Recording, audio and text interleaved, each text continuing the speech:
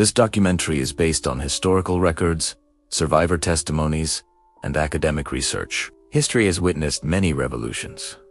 Some promise equality, some promise justice, some promise a new beginning. But when ideology becomes absolute, when it allows no doubt, no opposition, no humanity, it can transform from theory into tragedy. Cambodia in the 1970s became one of the clearest examples of this transformation. At the center of it was a man known to the world as Pol Pot. 1. The road to Pol Pot was born as Alath Sar in 1925. He was educated in Cambodia and later in France, where he was exposed to Marxist ideas. Like many intellectuals of his time, he believed society could be rebuilt, not reformed, rebuilt. Cambodia in the 1960s was politically unstable. The Vietnam War destabilized the region. Bombings, foreign influence, corruption, and rural poverty created resentment. In this environment, the Khmer Rouge movement gained support. Their message was simple: return to agrarian purity, eliminate inequality, start from year zero. In 1975, Phnom Penh fell. The Khmer Rouge took control. What followed was not reform. It was radical social engineering. 2. Year zero, the regime declared the beginning of a new era. Cities were emptied within days. Hospitals were evacuated. Schools were shut down. Money was abolished. Intellectuals, professionals, teachers, and even people who wore glasses were labeled as threats. The logic was brutal but consistent. Urban life equals corruption. Education equals disloyalty. Individual identity equals danger. Millions were forced into rural labor camps. The goal was agricultural self-sufficiency. The method was absolute control. 3. The mechanism of fear and like chaotic violence. The Khmer Rouge operated through systematic structure. There were rules. There were surveillance systems. There were prisons. One of the most infamous was tool slang, known as S-21. Confessions were extracted under torture. People were forced to admit to imaginary crimes. Even loyalty did not guarantee safety. Between 1.5 and 2 million people died between 1975 and 1979. Not in one moment, not in one explosion, but through starvation, forced labor, disease, and executions. This was not spontaneous collapse, it was policy. 4. Ideology without limits. Pol Pot believed that weakness came from compromise, so compromise disappeared. Religion was banned. Family structures were dismantled. Children were separated from parents. Traditional culture was erased. The state replaced everything. The problem with total ideology is simple.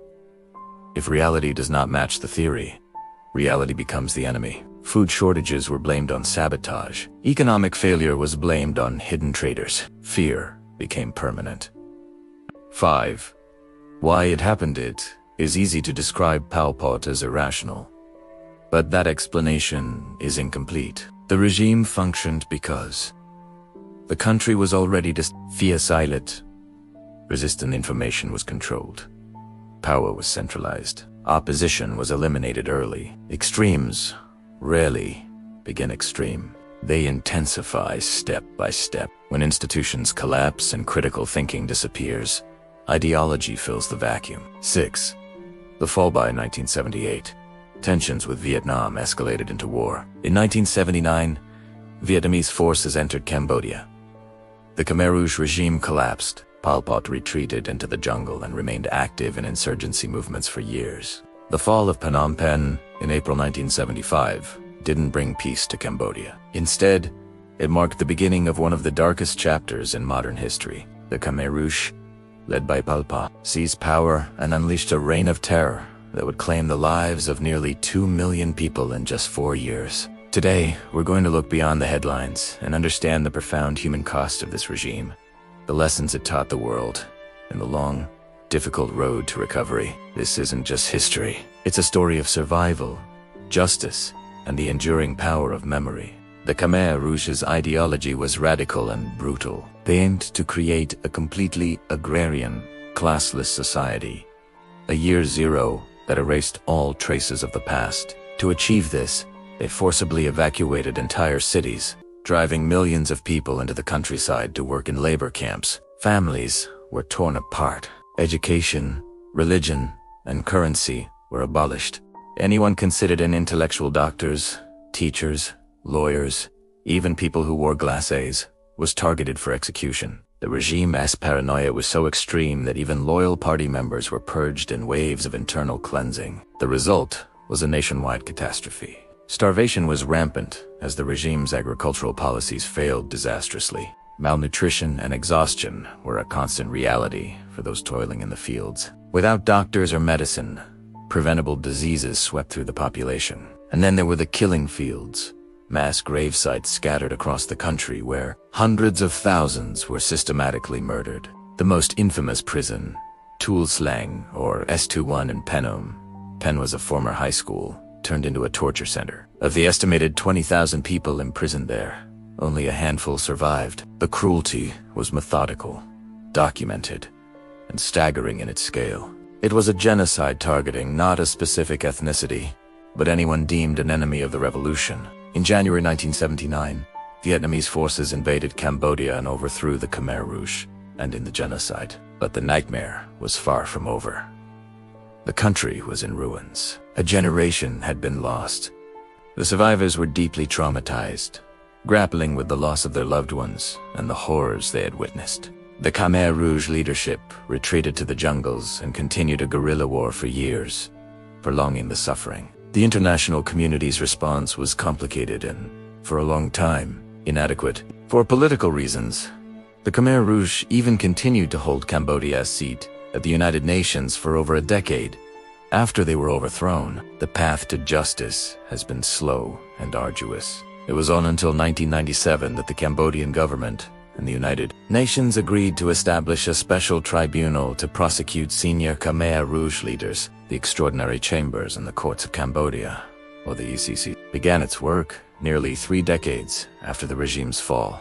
High-ranking figures like Nguyen Chi, known as Brother Number 2, and Kaying Kiv, the commandant of Tuol Sleng prison, were eventually convicted of crimes against humanity and genocide. For many Cambodians, these trials, while imperfect, represented a crucial step towards accountability and healing. It was a declaration that such atrocities would not be forgotten or forgiven. So what lessons can we draw from this tragedy? First, it is a stark reminder of the dangers of extremist ideologies that devalue human life in pursuit of a utopian fantasy.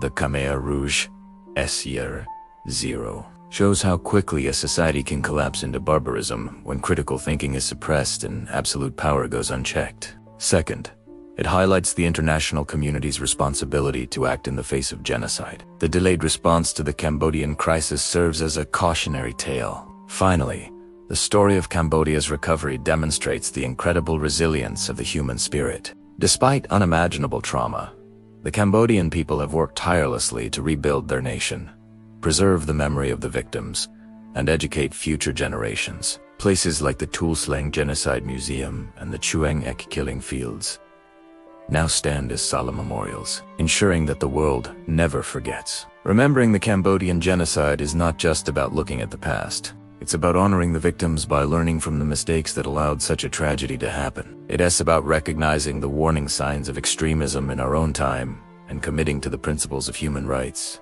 justice, and compassion. The echoes of Year Zero remind us that peace and civilization are fragile, and it is our shared responsibility to protect them. Thank you for watching. If you found this video meaningful, please like, share, and subscribe for more deep dives into history.